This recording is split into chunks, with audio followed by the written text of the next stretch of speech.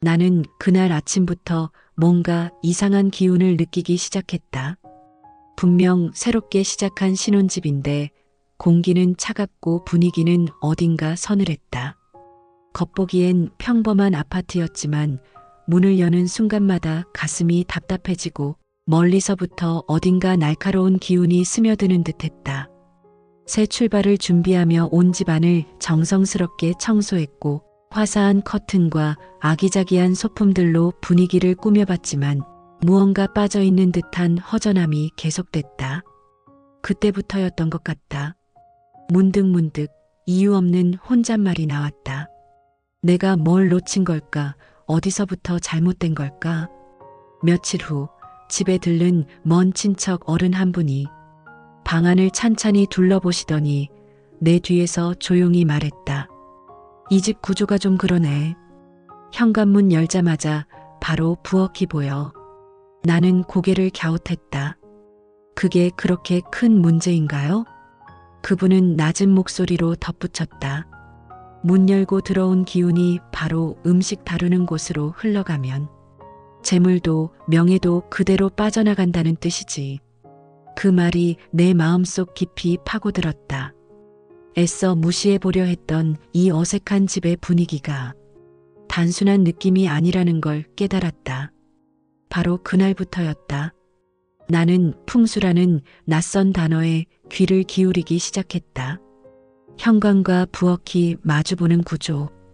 밖에서 들어온 에너지가 가득한 집 안으로 퍼지기도 전에 부엌을 타고 빠져나간다니 기운의 순환이 막혀버리는 구조였다. 우린 조심스레 바꿔보기로 했다. 현관 앞에 가벼운 파티션을 세우고 그 옆엔 작고 푸른 귤나무를 하나 놓았다. 부엌 입구에는 하늘하늘한 커튼을 달았다. 그 변화는 크지 않았지만 공간에 퍼지는 공기의 흐름이 달라졌다. 문을 열어도 기운이 곧장 부엌으로 흘러들지 않고 마치 한 템포 천천히 돌아가는 듯한 느낌이 들었다. 며칠이 지나자 나는 현관 앞 귤나무를 바라보며 깨달았다. 이 나무는 단순한 장식이 아니었다. 우리에게 천천히 멀리 흐르라고 말해주는 보이지 않는 신호처럼 느껴졌다. 그 일을 계기로 나는 공간의 자리와 방향을 하나씩 돌아보게 되었다. 집은 단순히 잠만 자는 곳이 아니었다. 삶의 방향과 기운을 정리해주는 하나의 순환 구조라는 걸 조금씩 알게 되었다. 그런데 얼마 지나지 않아 또 이상한 기운이 느껴졌다. 거실에 앉기만 하면 마음이 조급해지고 숨이 얕아졌다. 책을 펼쳐도 손이 멈췄고 편하게 앉아 대화를 나누고 싶어도 어딘가 서두르게 되는 느낌이 들었다. 그 원인을 찾아 눈을 돌린 곳은 거실 옆 열려있는 화장실 문이었다. 냄새나 소음 때문이 아니었다. 기운이 그곳에서 새어나오는 듯한 기분이 들었다. 때마침 찾아온 또 다른 지인이 우리 거실 구조를 보고 조용히 말했다. 거실이 이렇게 화장실과 가까우면 물이 가진 기운이 가족 기운을 자꾸 흔들 수 있어요. 그는 덧붙였다. 화장실의 물 기운은 정적인 거실의 기운과 잘 맞지 않아요. 기분이 들쭉날쭉하고 감정이 쉽게 흔들린다면 거실 마이너스 화장실 구조부터 살펴봐야 해요. 처음엔 반신반의했지만 그날 밤 나는 거실에서 소파에 앉아 우리 집의 공기 흐름을 곰곰이 지켜봤다. 소파는 화장실 문과 거의 마주했고 사람이 들어오면 기운이 그대로 화장실 쪽으로 빨려 들어가는 구조였다. 결국 다음 날 우리는 소파의 방향을 바꾸고 가구 배치를 새롭게 정리했다. 화장실 문 앞에는 반투명 커튼을 걸었다. 그 커튼은 단순한 시각 차단이 아니었다. 공기의 흐름을 살짝 굴절시켜주는 역할을 했다. 며칠 후 나는 변화가 체감되기 시작했다. 거실에 앉으면 숨이 조금은 가벼워졌고 마음이 한결 부드러워졌다.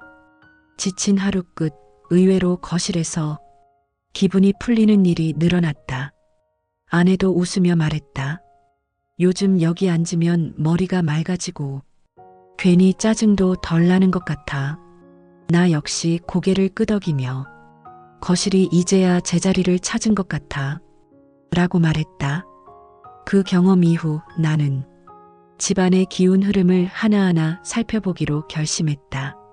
문이 열리는 방향, 공기의 순환, 가구의 위치, 하나하나가 삶에 어떤 영향을 미치는지 예민하게 느끼게 됐다. 하지만 또 하나의 문제는 우리가 가장 많은 시간을 보내는 침실에서 시작되었다. 밤이 되면 이상하게 잠이 오지 않았고 아침마다 몸이 무겁고 머리는 멍했다. 아내도 말했다. 여긴 왜 이렇게 잠이 안 오는 거야? 그때 문득 거실처럼 침대 방향도 문제가 아닐까 싶었다. 확인해 보니 침대 머리가 현관 쪽을 바라보고 있었고 그 방향이 집 전체 기운의 흐름과 부딪히고 있는 듯했다. 결국 우리는 침대 머리를 동남쪽으로 돌려보기로 했다. 이 방향은 공기가 부드럽게 순환하고 기운이 고이지 않는 방향이라고 알려져 있었다. 침대 방향을 바꾸기 위해 우린 콘센트 위치를 조정하고 매트리스를 다시 배치했다. 수고스러웠지만 그날 밤은 달랐다. 깊은 잠이 찾아왔고 아침이 유난히 개운했다.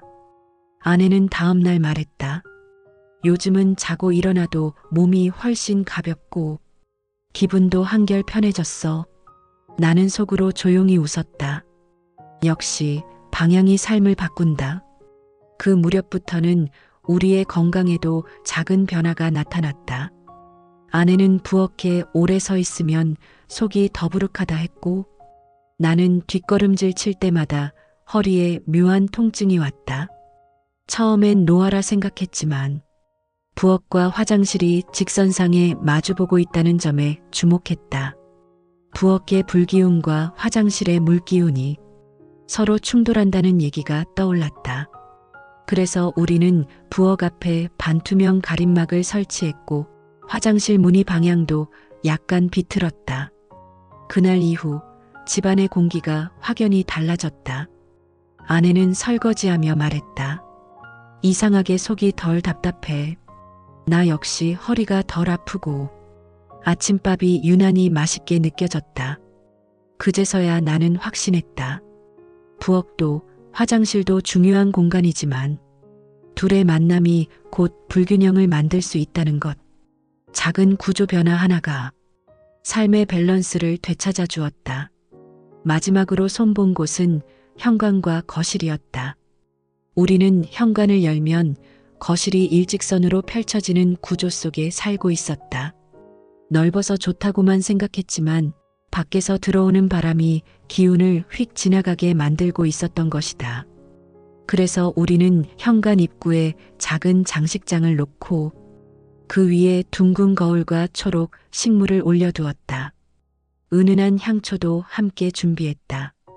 그 이후로 문을 열고 들어오면 먼저 향기가 퍼지고 거울에 반사된 빛이 거실로 잔잔히 번졌다.